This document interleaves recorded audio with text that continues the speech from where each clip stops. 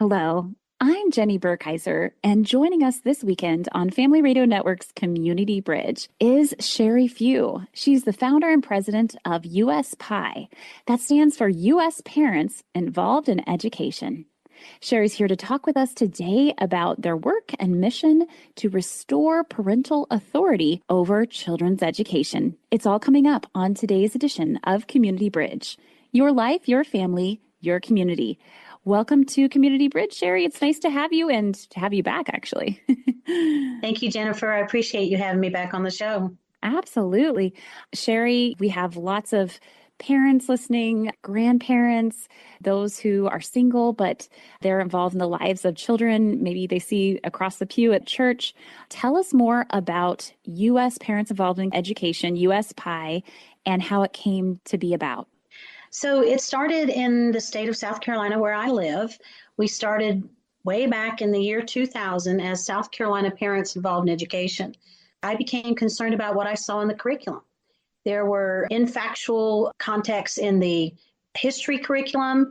There was insidious sex education standards. And so we organized across the state parents like myself that were concerned, particularly about these sex education standards. And that's how we formed the organization. We actually went to our state board of education and were successful in defeating these standards that concerned us. So that's how we got our start. And later on in 2010, we fought the Common Core standards, if you remember that whole debate. Yes. Back around 2010, 2012. And like many other activists around the country, we were very discouraged when, after a couple of years of heavy lobbying, working with our legislature to get rid of the Common Core standards, we ended up with Common Core simply rebranded, just put out there under a different name. And that happened all over the country. In fact, every state in the nation outside of Florida now still is implementing the Common Core standards. And they don't call them that, of course. They call them college and career ready standards. And that simply was the rebranding. So what happened following that was I reached out to colleagues across the country that had the same experience I did, and we decided that we would collaborate and form a national organization. That was the birth of U.S. Parents Involved in Education, or USPIE as we like to call it. And we adopted as our mission the closing of the U.S. Department of Education. And the reason we chose that as our mission was we understood that that's where the majority of the nefarious pedagogies originated. It was the same way with the Common Core standards. It was pushed on states by the federal government, incentivized with federal dollars. So we know since then, of course, there's been many things that have been pushed into the states through the federal government, threatening to withhold funding if they don't comply. Things like gender neutral bathrooms and allowing boys in girls' locker rooms and the Title IX regulations. And so they were told, if you don't comply, we will withhold your funding. So that's the reason that we adopted that as our mission. And we're so excited that after 10 years of adopting that mission, it's actually something that is on the horizon. So we're really excited about that. But that's how we got started, Jennifer. Sheri, that's awesome to see how you are still going strong over 20 years later with USPIE. There's a charter school case before the U.S. Supreme Court right now that could sharply draw the line between government-directed and parent-directed education, or it could prove to be a Trojan horse. Tell us more about this case and what's the Trojan horse? Okay, so there was a case in the Oklahoma Supreme Court where they ruled that the state could exclude privately owned and operated religious charter schools. So it's probably something in their constitution like we have here in South Carolina. It's called the Blaine Amendment, which will not allow government money to sponsor religious education. So Oklahoma Supreme Court said that they can legally do that. They can exclude them. And so then they appealed it to the Supreme Court. The Supreme Court has agreed to take up the case. So our concern as an organization, the Trojan horse piece, is that if they should rule in favor of allowing the government to fund these religious schools, then they become government schools and they will be under the thumb of the government. And if they start taking the money, then other schools will be encouraged to do the same thing, which really just amounts to educational welfare. It's an entitlement program at that point. And then so the Trojan horse part of it is once you let the camel's nose under the tent or the Trojan horse into the city, then we're going to see the government come out and say, okay, so if you're taking this money, these are the regulations you're going to need to comply with. You're going to need to teach DEI and critical race theory and all these other things they've been pushing in the schools. And we know that the president is championing those right now through executive order, but that executive order can be overturned with the next administration just as easily as it's changed now. So we need a more long-term solution when it comes to protecting parental authority when it comes to their children's education. So school choice is a very popular topic all across the country. I was reading a stat that said, I think it's more than 75 ESA school choice type programs have been passed around the country. And our organization is very concerned about that. It's always thought to be, well, this is what we need. If we can get school choice and there'll be competition, then the government schools will need to improve. But I have evolved from that. And I've learned from some very patient people that taught me to understand that once private schools start accepting government money, that's when the shackles go on. And then they will be controlled by the government. Now, initially, there may not be any entanglement, but the government still has to decide, for example, what an educational expense is. So there will have to be some regulations, parameters in place that people will have to comply with, including schools that accept the money. So with these voucher programs, the private schools will be harmed because they will start accepting the money and say down the road, they say, okay, you've got to teach these things that don't align with their values. And they're already dependent on the money. So they're going to have to make a choice at that point. We either compromise our values or we close our doors. Sheri, really interesting perspective on this topic. Our guest, if you're just joining us today, is Sheri Few. She's founder and president of USPIE. That stands for United States Parents Involved in Education, sharing with us about restoring parental and local control of education, free of federal mandates. Sheri, because I've spoken with Christian schools before, talked about these vouchers, and they seem to think sometimes that it's a good thing that more kids can go to their Christian school. I know what you're saying, that puts government strings attached, but just so we understand the conversation, what is a voucher? What is an ESA? Okay, so Education Savings Account is what the acronym ESA stands for. So it's just one form of voucher. There are different models across the country, but generally they're all vouchers. It means that the government's going to give you X number of dollars for you to use for private education or for if you're homeschooling, for school supplies. But it's done through legislation, and all the legislation that I've seen usually is multiple pages, which tells you there's lots of regulation. And the government is going to tell them how they can spend their money and what constitutes an educational expense to use the money. The other part of it is a lot of states are demanding what they call accountability, meaning that these schools that accept the government money will have to take the same sort of test that the government school students are taking. And they call that accountability, which I think is ironic because there's zero accountability for the failing government schools today. But everyone knows that the test drives the curriculum. So whatever is going to be tested is what is going to be taught. So there's really no difference when you apply those measures. And in large part, most of the voucher programs have some sort of a quote unquote accountability piece. So that's what they are.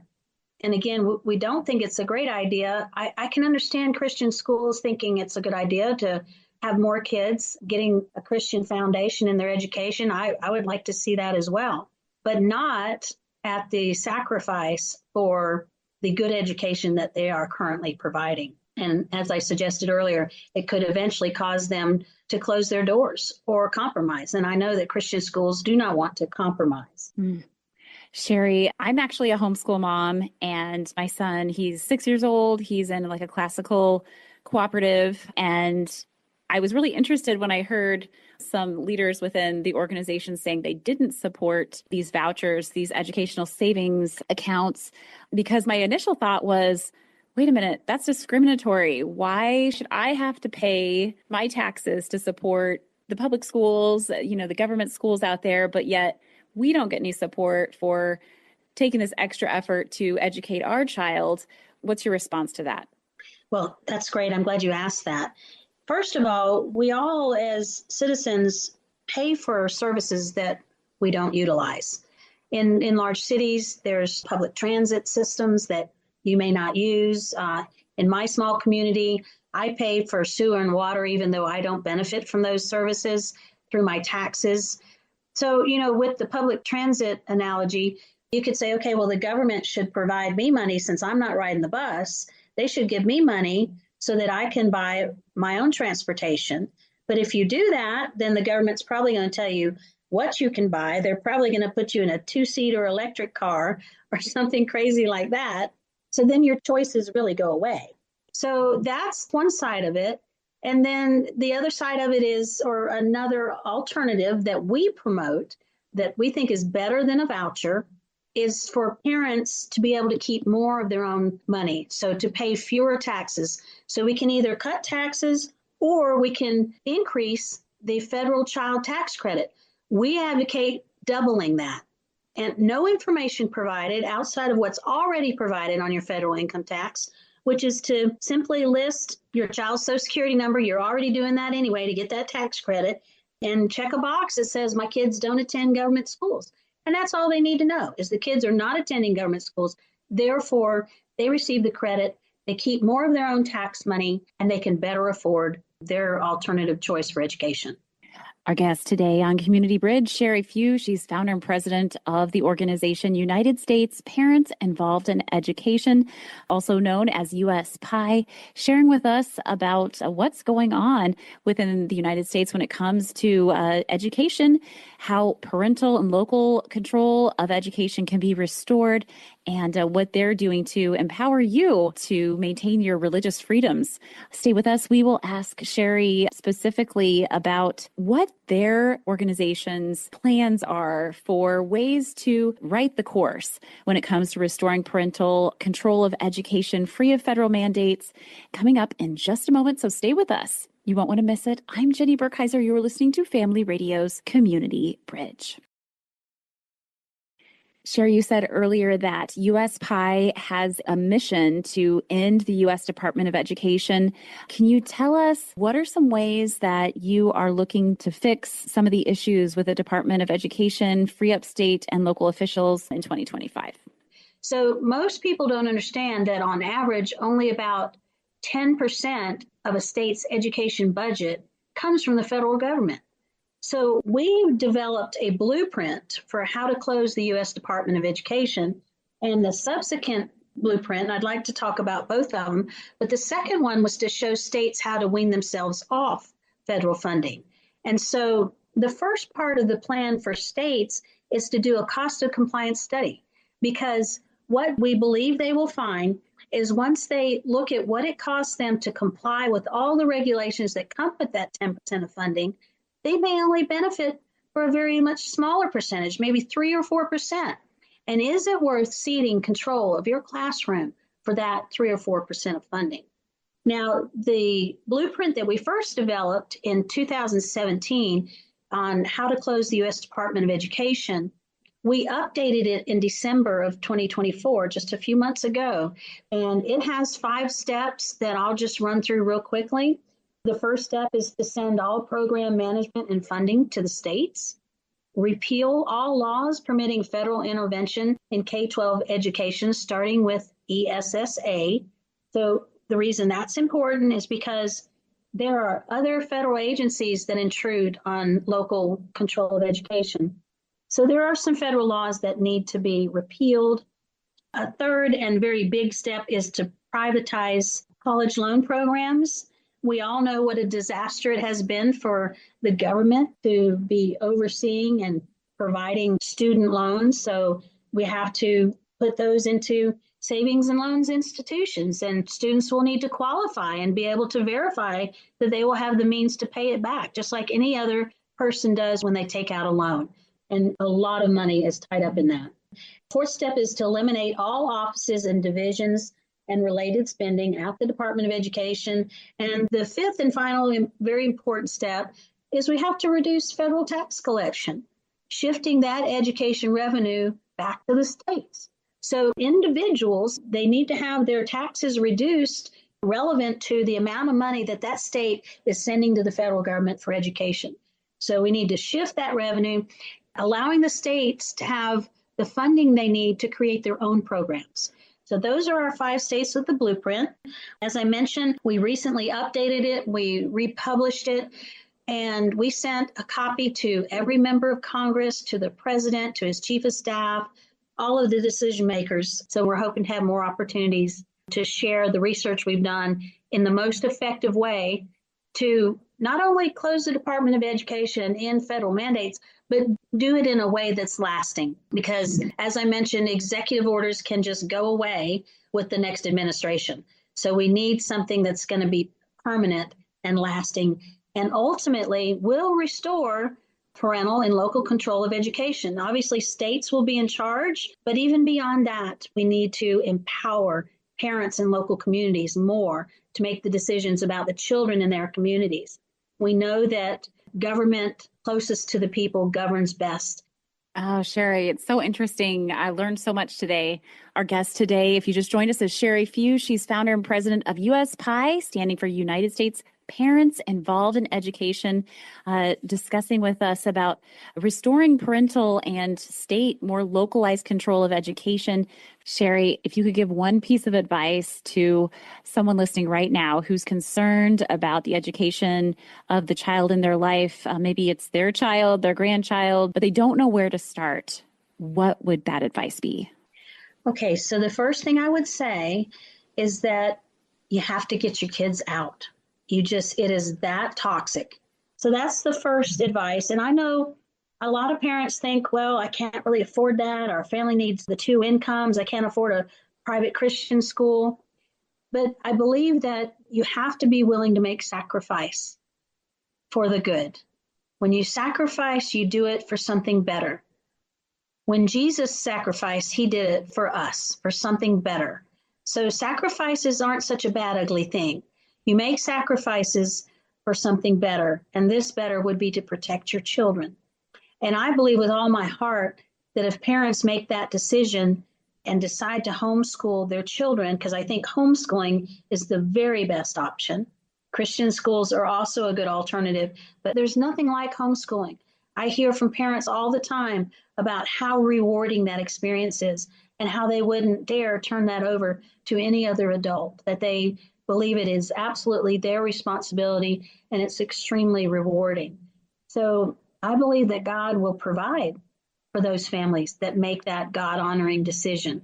So there's a lot of good resources. There's all of these different models of alternative education options for children.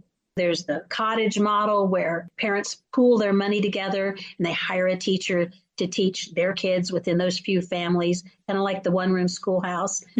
Right. And of course, you know about the co-ops. And then there's the hybrid model where you send your kids to a school 3 days a week and you teach them 2 days. So there are a lot of interesting and viable options out there for parents. I encourage them to check out our website, sign up to join the movement there. Again, the website is USPIE.org.